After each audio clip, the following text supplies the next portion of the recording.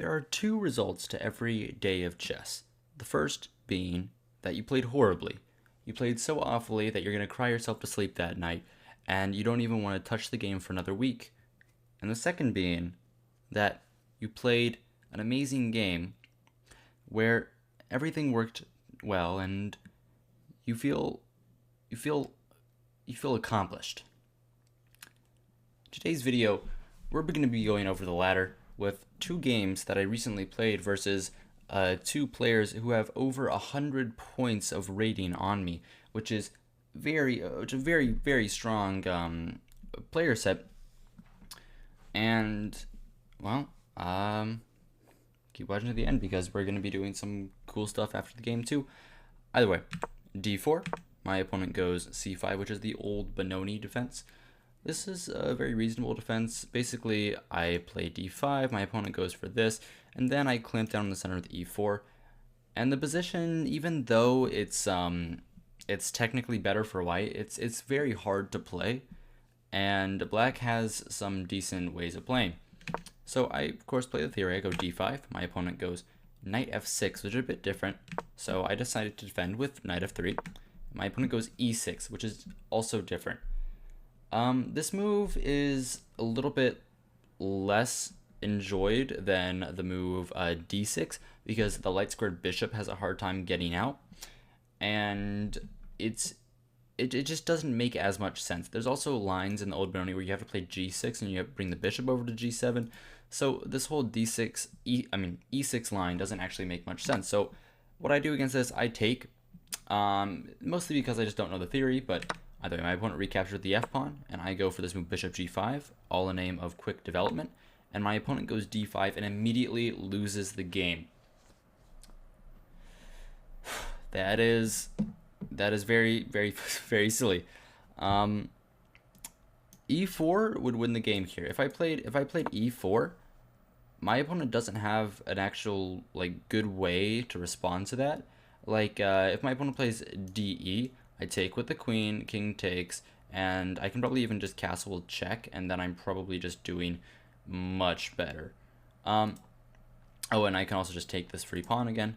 But if my opponent plays this move d4, I have this move e5, and I thought that, okay, my opponent plays h6, bishop back, and g5, but this is completely winning for white because after takes, my opponent has to recapture the pawn, and if they take either one of the bishops, if they take this bishop, I have at least queen h5 check, and I should be winning. And if they take the knight, I again have queen h5 check, and I am perfectly winning, and I will be winning the game. I didn't see e4. I decided to play something similar. I played e3, which is a bad move, and it already gives black a very nice advantage. But either way, my opponent goes bishop e7. I go knight f3. Just developing my knight, preventing the move d4 at any point. My opponent castles. I go bishop e2, obviously preparing to castle. I didn't think that the bishop would be good on b5 because it could just be kicked away by a6. Then I'd have to go back to e2 anyway, and I'm kind of just helping him play b5 himself, so I didn't want to do that. My opponent goes b6, of course trying to put the bishop on b7 and develop it that way, which is very reasonable. And I go a4. A4 didn't... I don't think a4 was that good of a move. Of course, the idea is to play a5 and sack the a-pawn to break up a structure. I'm going to win the a-pawn back eventually. It is defended at the moment by the queen, but I will be winning it back eventually. Those pawns never live longer than 4 seconds, so I'd be doing quite well.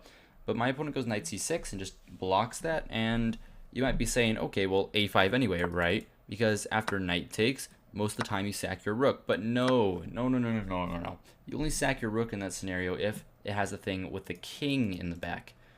If there's no king, then I mean you don't wanna just lose an exchange in a pawn. So I castle. My opponent puts his bishop on b7. That was his whole idea. I mean, it makes lots of sense. And I go for this move knight b5. And this move was kind of made out of desperation. Knight b5 is... There's not many moves that I want to play here. I guess if I was to choose another move... I really don't know what I would play. Knight b5, like, my bishop doesn't really do anything on this square. My bishop is fine here. If my bishop goes to d3, you can probably already play, like, c4 or something. Maybe c4 isn't accurate, I don't know. If this bishop moves to f4 or something, knight h5 picks up the bishop pair, and I don't want that. Bishop moves back. I don't even know what I'm doing. So, I didn't really know what to do. So, knight b5. My opponent played a6, and my idea with knight b5 was to go knight a3 back to make some progress and push for c4 in the end. And so to prevent this b5 pawn push from ever happening, then maybe I play a5 at some point. Who knows? But that was the elementary version of my plan. My opponent played queen c7, and I go c4, which is a mistake. It was my whole idea. The reason why it's bad is because I first should have probably played the move bishop f4, like bishop f4, maybe bishop d6, takes, and then I could play c4 maybe. Even this is bad. I don't even know, but I thought c4 was very reasonable. It was kind of my whole plan. So I play it, and my opponent goes rook d8, which I thought was a good move. And I thought here for a while here. And first I played this bishop f4. Reason being is because I wanted to kick the queen out, and then I was going to play the move queen b3, right? Going over here. And if bishop blocked, maybe I wouldn't even taken. Maybe I would just, no, I probably would have taken, rook takes, and then probably queen b3 anyway.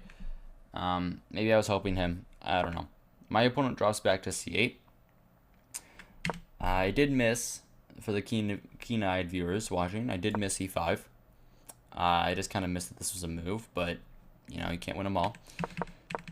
So, queen c8, I go queen b3, my whole idea, targeting the pawn, and I'm willing to play a5 at some point. My opponent immediately plays knight b4, which I didn't think was very good, because the knight is just like kind of a, it's kind of not really doing anything there. I mean, it's blocking me from going to the b6 square, but it doesn't have any forward progress. It doesn't have knight c2, it doesn't have knight d3, and knight a2 is just a bad move anyway, even if he could play it. So I didn't really think that was any good. And I decided to just take it off and decide to play rook ft1, just putting my rook in the center. If dc, I was going to take back with the knight, so I thought that would be bad for him. And I was right. If dc, I mean, knight take seems very reasonable, and this pawn is hard to defend, and I thought I was doing slightly better here. Maybe it was slightly better for black, but I don't know. Mostly it would be equal. My opponent goes king h1, obviously scared of this x-ray over to the king over here, which was one of my ideas. Oh wait, yeah. I was actually going to play bishop c4 if dc. Huh. Oh my god. Well, it's been like an hour since I played this game, so whatever. I go knight c2, and I'm trying to kick out the knight. If he allows me to take, that's fine. I don't think that allowing me to take and taking with the c-pawn is very good, because then at the very least I can get rook c1, some like attack on this file with the queen in the background. So I thought I'd be doing quite well there. My opponent played a5. I take. My opponent plays a bad move. In my eyes, this is a bad move because of my response. My opponent takes with the a pawn, and I didn't think this was correct. I thought cb was the lesser of two evils, because here you're giving me the c file, but with the other line, I thought you're giving me the a file, and I played a5 pretty quickly. a5 is it is the best. Is it the best move? Sorry, my engine is taking a while to load. Yeah, it's one of the best moves. It's equal to the best move. So I play a5. Very reasonable move. I'm simply trying to get my rook in the game. After rook a5, this pawn has pressure on it. I might take at some point. I might play like rook a7 at some point. My position is actually getting alive here from a worse position in the opening. So ba, I take back with the rook. My opponent plays knight e4, and here I was calculating for a while because I want to play knight d2 and kick out the knight, right? But knight d2, it's actually a mistake. Knight d2 actually blunders the move dc4, and I'd have to go queen c2 because the rook opens up and targets my knight, so I can't do that. But But then I thought, okay, well, knight d2 is a bad move, right? So I'm not going to play it. So I calculate something else. And I thought, okay, rook a7 seems natural, right? Rook a7, I'm getting my rook on the 7th rank, and I'm probably doing a good job. I'm targeting and targeting both of his bishops, and everything seems pretty well. And so I'm like, okay, well, rook a7, there's actually a decent bit to calculate because he has some moves there. And I didn't want to calculate all that. I was like, okay, I can play rook a7 and spend like 2 minutes, or I can just play knight d2 and not do that. I do actually spend like 2 minutes, but I just calculated this move. I just calculated this move, and I said it was wrong. I just saw this, but I mess up. And my opponent, of course, has the move dc4, which he plays. He does play.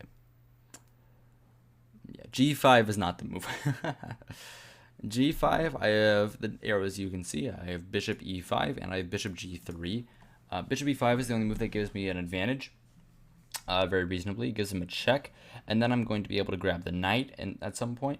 Actually, even if, let's say, check, bishop f6, rook takes, and then knight here takes, and my position is slightly better in that resulting endgame.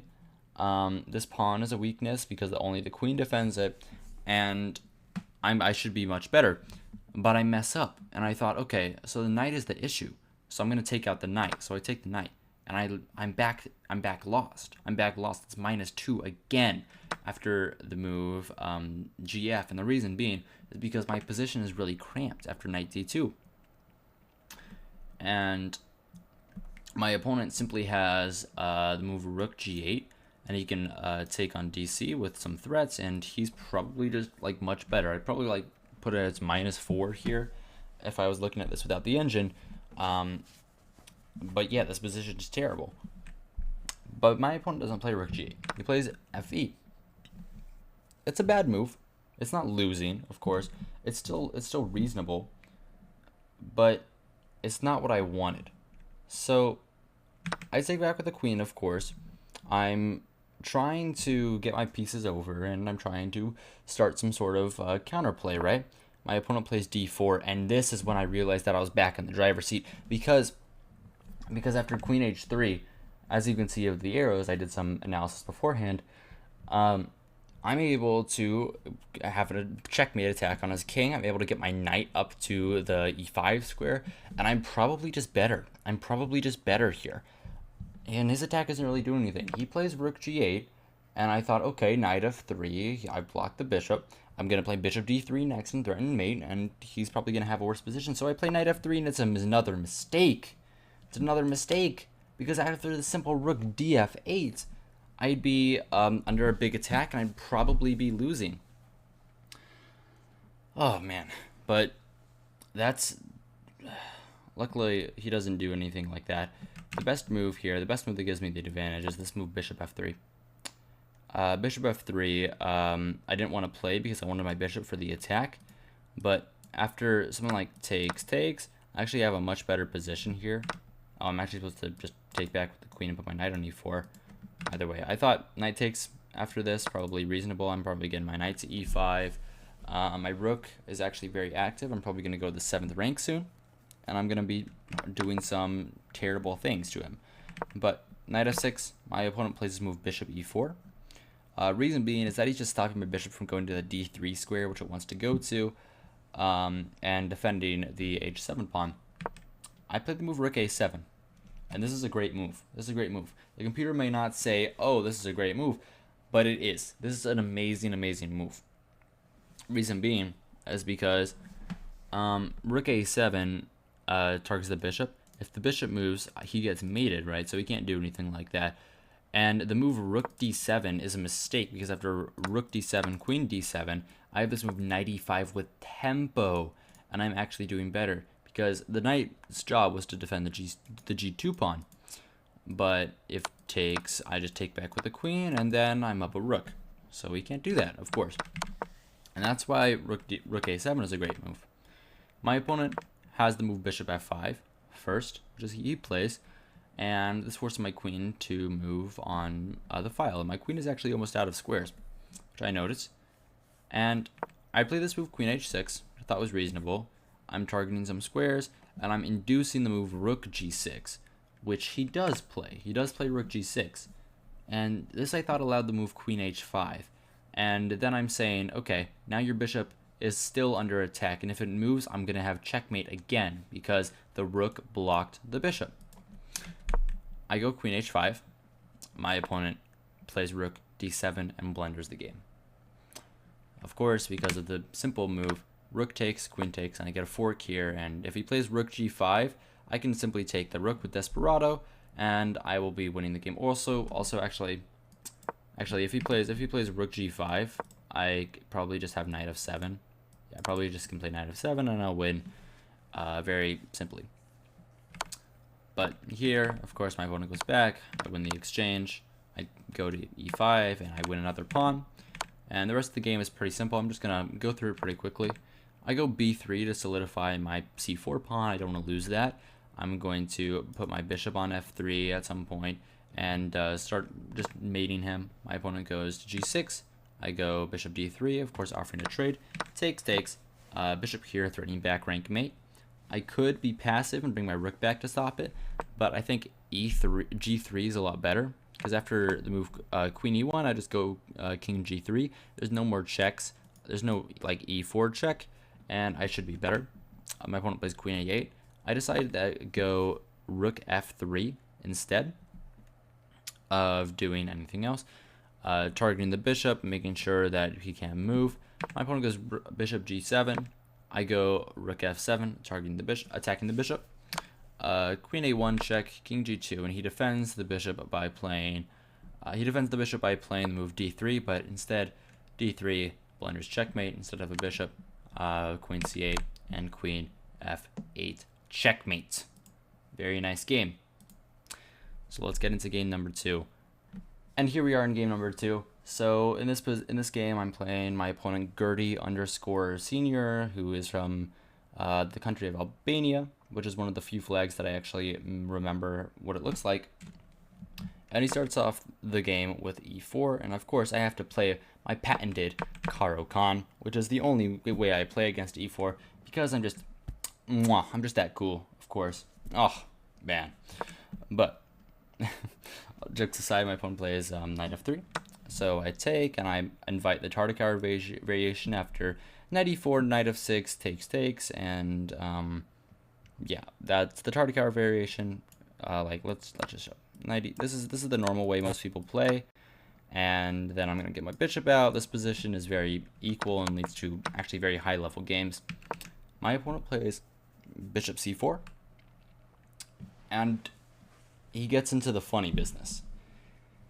Now, I wasn't really happy with any funny business, and this is a gambit. This is a gambit of a pawn. It's pretty obvious why he's playing this way. If I play something like f5, if I go like really extreme, I mean, that's pretty weakening. In gambits, what I do mostly is I normally just keep calm and I give back the pawn whenever possible. So here I play knight f6, which I think is a great move. It's just simply going with the normal ideas of the Tartakower. And this is the move I was going to play next, even if he took, so I don't know why I wouldn't play this. And I'm defending my pawn, which is just an extra bonus. My opponent plays knight g2, which is a move. Another reason I played this move is because I might want to play bishop g4 in the future. Bishop g4 is always a move in this area. I think that instead of knight e2, my opponent probably should have played the move f3 and allowed like take. And this is probably the best way for my opponent to get some compensation with a Smith-Morra-esque gambit. Right. But it's actually slightly worse. I don't know. Knight e2. I go bishop g4, which I think is very nice because what it does is it stops the move f3 at all times. F3 takes, and I'm just pinning the knight. So I think this is a good move. Also develops a bishop, so can't root to be that bad. Castles. I play the move e6. I think it's very normal. I'm just trying to develop my bishop, trying to castle, all that jazz. Bishop g5. I go bishop e7. And he has this move, bishop f6 takes here. And I thought here that I would be better because I thought I was winning the pawn after takes and queen e2, and then I'd have probably this move, but actually I lose here. Actually, I lose, and I didn't know this. Actually, I lose after Rook A D1, Queen B2, and probably some knight check, and this is not good. This is not good stuff. Knight F7, actually just like, ugh. Yeah, this is bad. This is bad news bears. Oh, no. I wouldn't want to play that line. But I didn't see that. I would have seen it if he had played it, but either way. My opponent goes H3. He doesn't take my knight. I simply go bishop H5. It's very natural. I'm trying to keep the knight pinned to the queen. My opponent goes crazy with the move G4. And G4 is a bad move. He again had the move bishop F6, and he's going to win this pawn. But in this line where he does it like this, with G4, my bishop just comes back and defends the pawn, so now he's not going to win his pawn back. And I'm simply up a pawn, and his bishop is offsides, and I'm just kind of battling him with his weak pawns that he pushed in front of his king. So I'm just much better. My opponent goes knight G3, attacking my pawn after knight F6. But I thought that this move didn't actually do much, because after knight G3, even though he's attacking my pawn, my two pieces are defending. Let's say I do anything, if he takes, I'd probably get this pawn back, and then I'm still a pawn, but now I don't have a weakness on E4. But I didn't see that my opponent actually has the very nice move knight C takes E4, and after bishop E4, my opponent has a very nice move. He has queen E2, and he's gonna bring his rooks, and he has the same attack on my queen and king as he did in the other line I showed. That's a little deep. It's probably still reasonable to play this way. I can probably just castle here, and I'm probably okay. Like rook A1, I have this move queen B6. I think I'm okay. I guess, yeah, H4, H5, and I'm probably lost, but maybe he wouldn't play like this. You never know. So that line didn't happen, and I ended up playing the move. After some thought, I ended up playing H6. Based on the same line that I saw, I thought I was winning the pawn. Unfortunately, it still doesn't work due to knight C4, but my opponent doesn't know that, and my opponent goes back to H4 with the bishop, and I'm back. I'm winning again. I'm much better again. So what I could have done here, if I wanted to do it the right way, I could have played knight BD7, a developing move. I probably should have played this knight BD7, and basically the idea is just very simple. The idea is just that if he takes my knight now, I'm going to recapture the knight and defend my E4 pawn. But I don't do that. I just castle. I think it's very reasonable. My opponent plays rook E1, another very reasonable move. And I have this move bishop H7. And you might say, wait, whoa. Hold up. Bishop H7? Are you mad? Bishop H7 does nothing. What are you even doing? You shouldn't play this game, you idiot. But bishop H7, basically the idea is that I'm trying to play G5 and trap the bishop. But you might say, okay, that's a one move threat. What about just knight takes E4? Or just simply knight takes E4? But knight takes E4 is a blunder. Knight takes E4 is a blunder because after knight takes E4, two pieces hang. But even though this attacks the queen, I have this intermezzo. I have knight C3. And if queen takes, takes the queen, and bishop E7 doesn't work due to rook E8, and I would just be up a piece here. If he moves his bishop out, I can just take this pawn for free and have pressure. He can try to trap my knight. Oh, I moved the bishop to the wrong square. Here he can try to trap my knight, but I have the move A5 always, and I'm going to play this if he ever attacks me. Like this, and actually the bishop is trapped. The best way to play is just here, and I just recapture, takes, and I just be up a piece. So he realized that, and he ended up playing the move knight E2, which just looks depressing. He's blocking his own rook The knight is probably trying to go to f4, but that doesn't look very interesting. That doesn't look very appealing. And here I found a good move. I find the move knight d5, basically saying that he can't take me with either piece, because then I just get this pawn chain, and my e4 pawn goes from being a weakness to an asset, and I'm probably just simply winning the game because I'm up a pawn. Also, I'm attacking the bishop. So my opponent moves his bishop back, moves his bishop to g3, and I decide here to just continue with my plan. I'm trying to develop my bishop, so I go bishop f6, right? And I'm putting some pressure on his pawns and his queen side in the background. My opponent goes bishop b3, which is an interesting move. Bishop e3 is designed to meet b5. Let's just say he plays a random move. I have this move b5, and this is an engine line. I didn't see this during the game. It's not that complicated, but b5, this is not very good for white.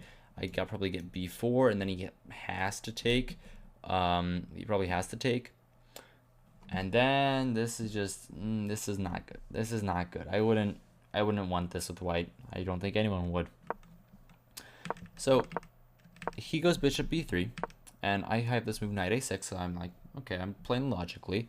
Knight a6 because the bishop left the c4 diagonal and the square is open now. And knight a6 is just a simple developing move. Normally you'd say, well, knights in the rim are dim, but I mean, the knight can come in here, the knight can come in here, and maybe come up to b5, even help the knight live. So that knight is not very dim. It has a lot of chances. My opponent goes knight c1, and this is probably the worst move I play in the game.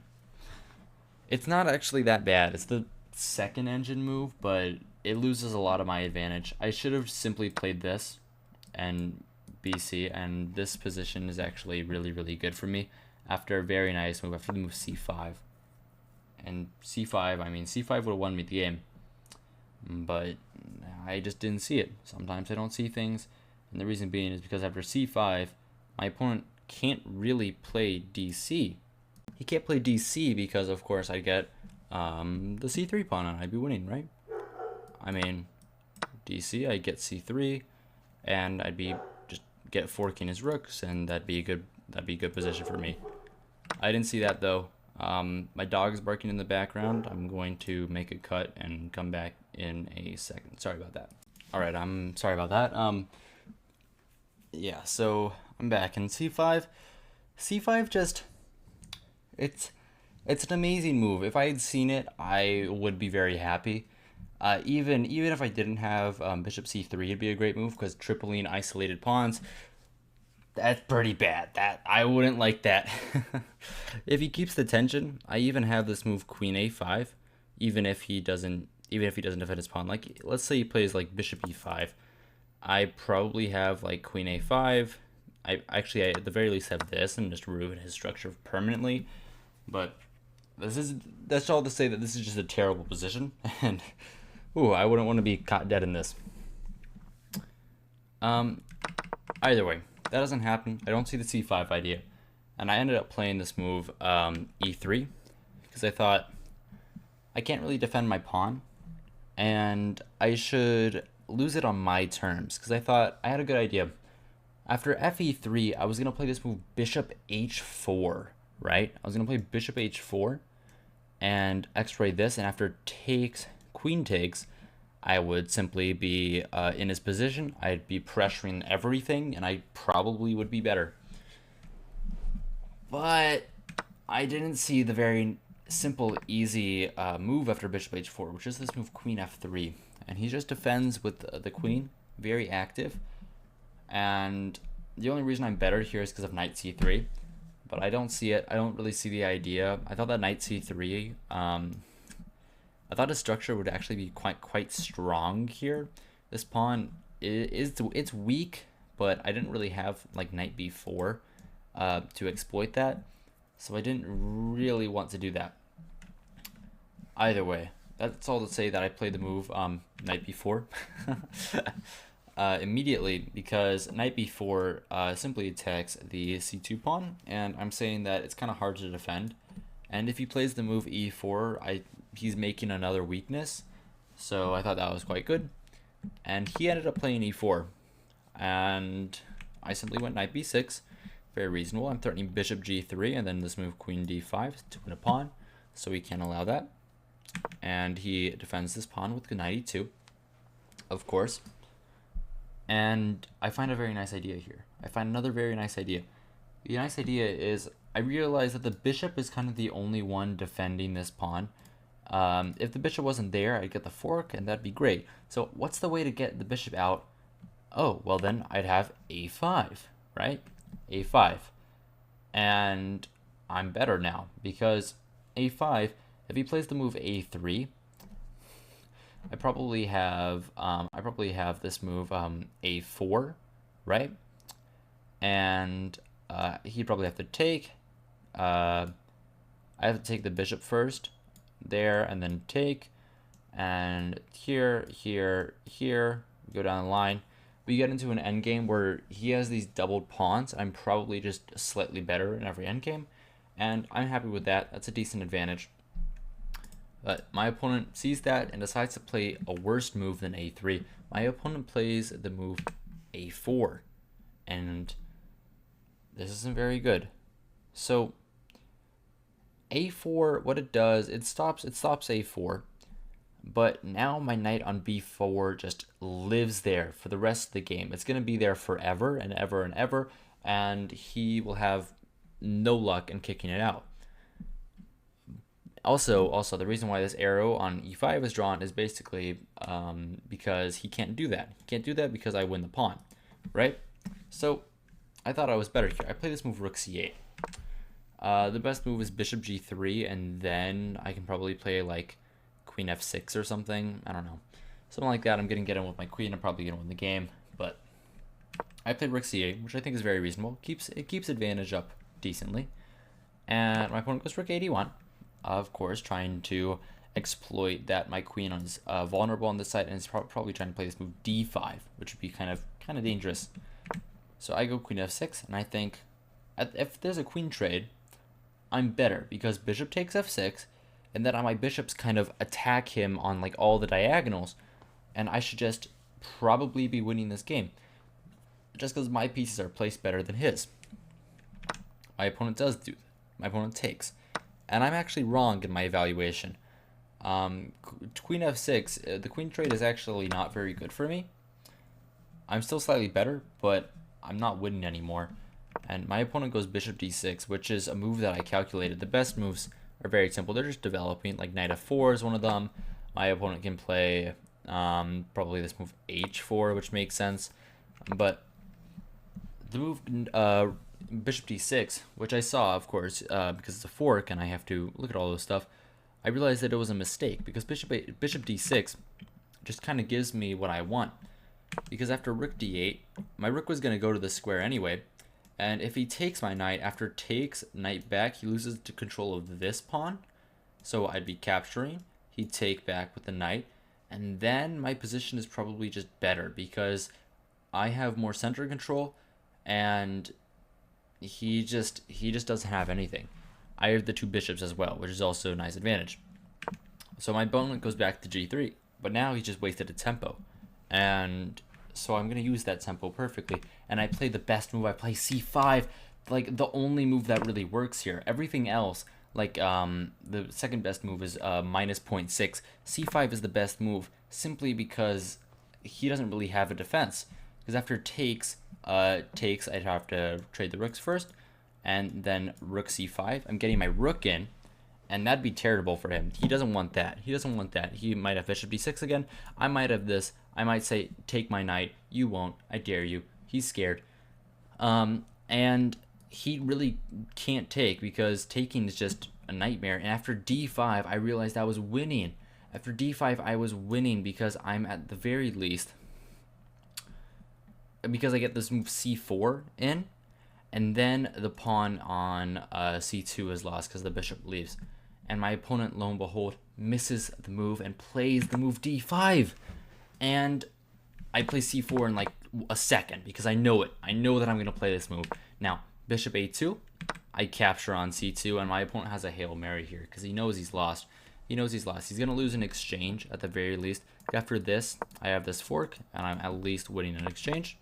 So my opponent decides to play move d6. Now I take the rook. E takes f7. King takes f7. And I'm simply up at a full exchange, and I'm better, and I'm going to win the game. So first I go rook d2, targeting the pawn there. He goes e5. And I could move my bishop up. I could be like active, but like bishop g5. But I think bishop e7 makes more sense because the bishop is has more potential on that diagonal than the diagonal on g5 to on the h6 c1 diagonal. So my opponent goes for b3 because he has to. He doesn't really have much else. And I have this nice move, bishop d3.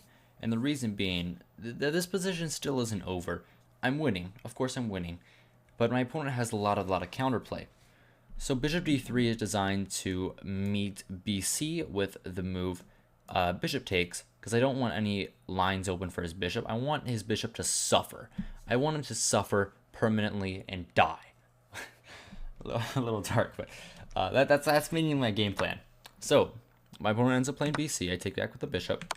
And my opponent trades because the bishop wouldn't have any what is the move? What is the word? Prospects after if he's unable to take. So I take back with the rook, and I'm arguing here that he doesn't have a good knight move forward. Like, he can play this, but then he loses the pawn, and he doesn't really have any checks. So I thought I was just completely winning, which I am. My opponent plays e6. I'm not going to take. I'm not going to allow anything like that. Like, taking would be horrendous. It doesn't look that bad. But why would you allow discovered attacks with the knight? I just didn't understand that. So I played king e8 without much thought. My king's on a light square. He's not very susceptible to dark square bishop checks. My opponent's knights don't have much forward momentum because they're kind of glued to one another right now. And I should just be completely winning. I'm even going to win the pawn on a4 in a second. My opponent plays knight b5. And before I play rook takes a4, I find a nice move. I find the move bishop c5 check intermezzo. The reason this is good is because I could have just taken this pawn. This pawn is free, right? It's a good move. But bishop c5, what it does is it opens up the e7 square for my king.